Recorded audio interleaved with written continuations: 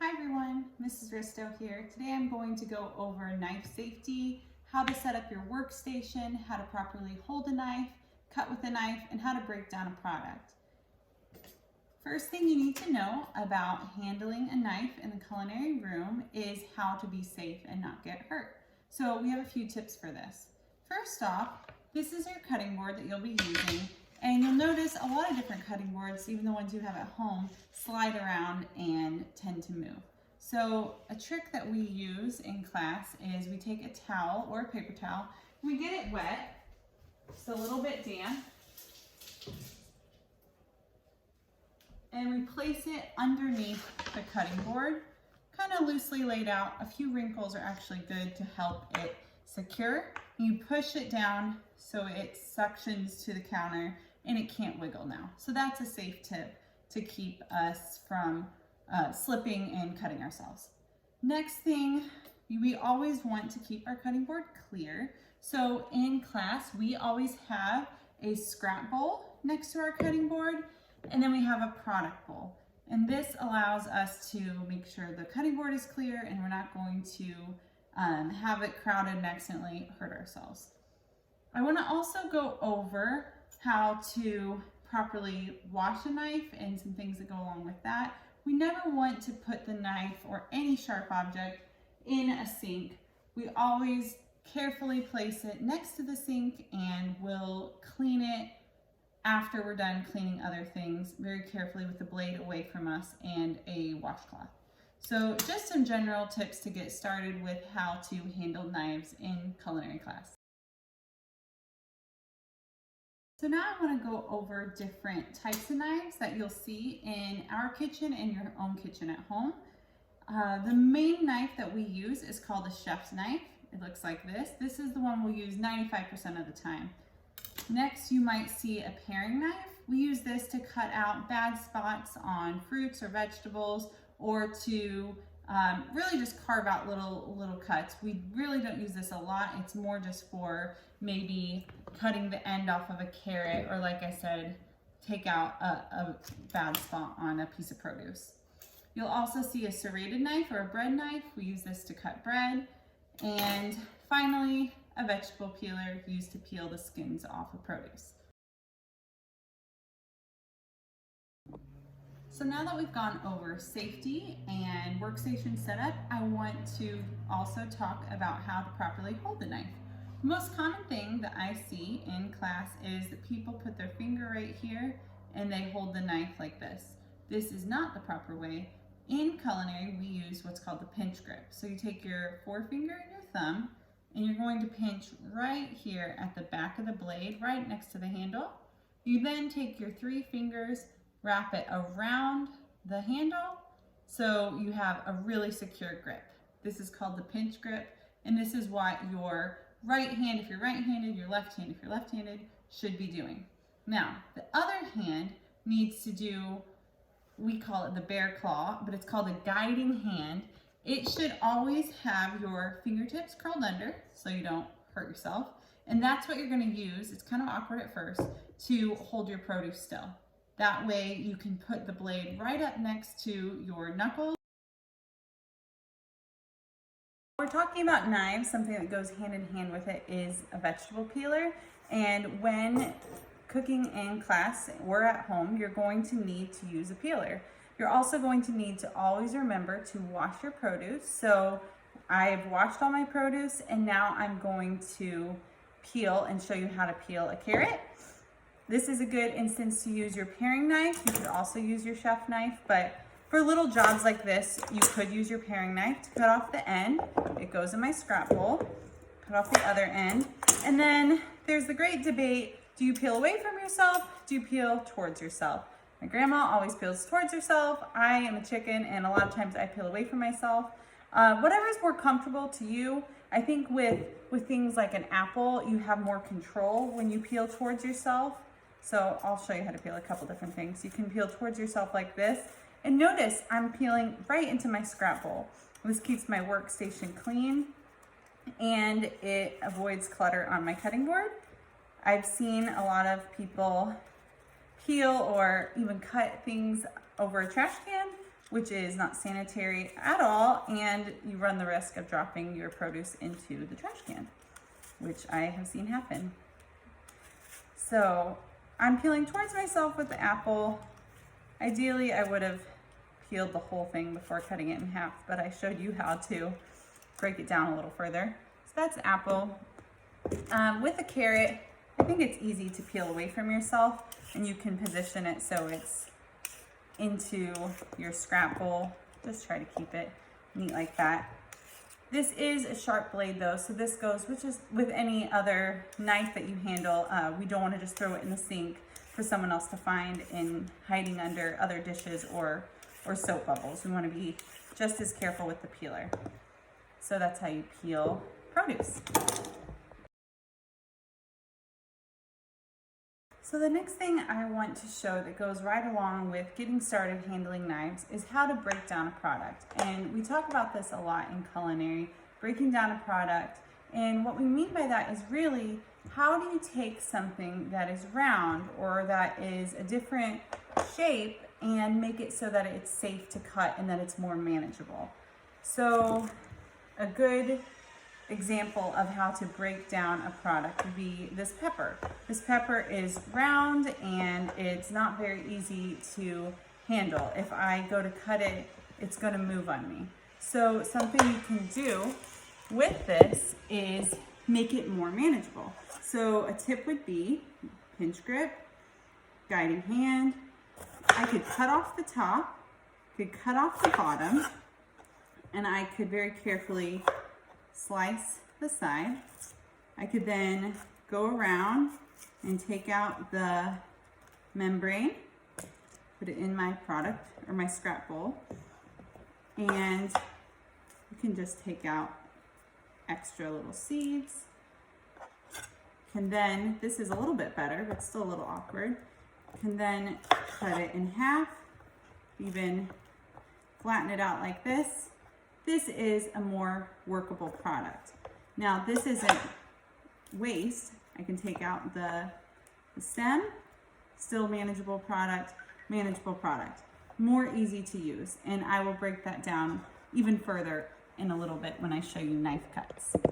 Another example of how to break down a product to make it more manageable would be with an apple. This apple is round, it's rolling around, it's not safe. So what I can do is very carefully hold it still with my guiding hand, cut it in half, put it on the flat side, then this is a more workable product. It's more manageable and it's safer. I want to continue to show you some examples of how to break down products. So here's another example. Celery, something you'll probably encounter a lot at home or in class. To break down celery, we just want to take off the end, and of course wash your celery first. Take off the top, and then this is a little awkward too. It's rolling around, it's not flat. So you can actually take the celery, just to make it more manageable, take it in half and slice it down the middle. Now it's flat and it's easier to manage. So we do that again, very carefully hold that still. So that's celery. A carrot, rolling around, also not the best. Something you can do with a carrot is first, again, if it's kind of large, cut it in half, and then you can square it off so that you have a lot of versatility with your cuts. So you just want to shave off a little bit, and that will give it a flat side. You can continue to do that all the way around. And I don't want to waste a lot of carrot, and I can still use this for something else, but if I was trying to get a particular cut that was square, such as a dice or a bâtonnet, more to come on that later, I could simply shave off a little bit, and that would allow it to be square, and it's not going to go anywhere. So that's how you would square off or make a carrot more manageable. Again, this isn't trash, this is still good product. Another example is how to break down a tomato. So this is a Roma tomato. Here it has a bad spot, so I'm going to use my paring knife. I'm going to cut towards myself to take out the bad spot. The rest is still good. And I'm going to cut it in half long ways. I can then, if you didn't already, take off I see I have a little bit of where the stem was at the top. And then actually scoop out the seeds with using a spoon. The seeds are just not really desirable in most recipes, like if you were making a salsa or bruschetta or something like that.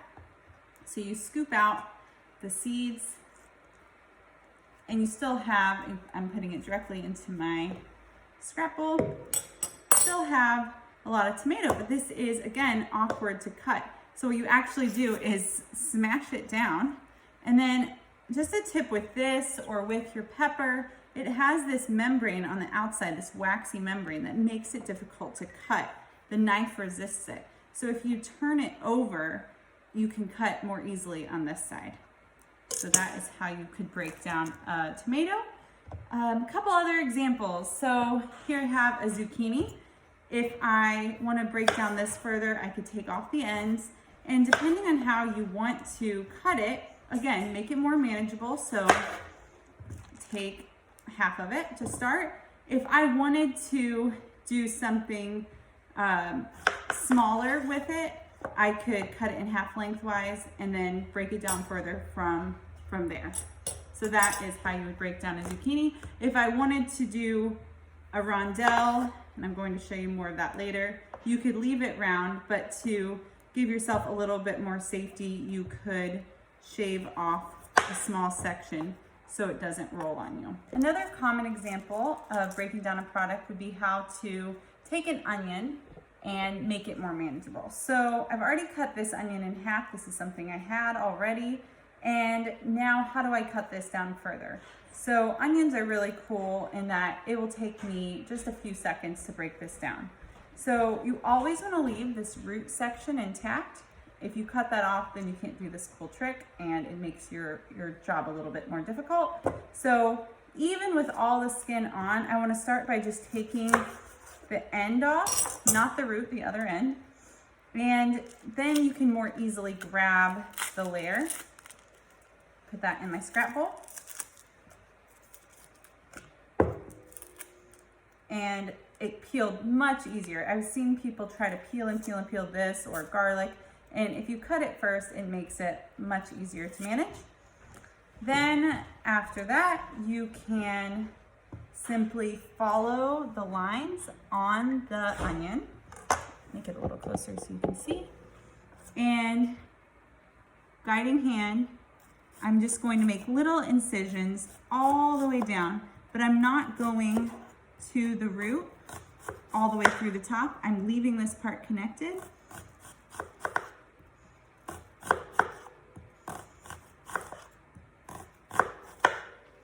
You can see I'm kind of cutting it this way, and continue to do that, following very carefully, keeping your fingers out of the way with the knife so it doesn't slip. As many as you can kind of get, and it depends on what you want. If I wanted fajita vegetables, all I would have to do is cut this root off and fan it apart, and I've got a nice julienne cut.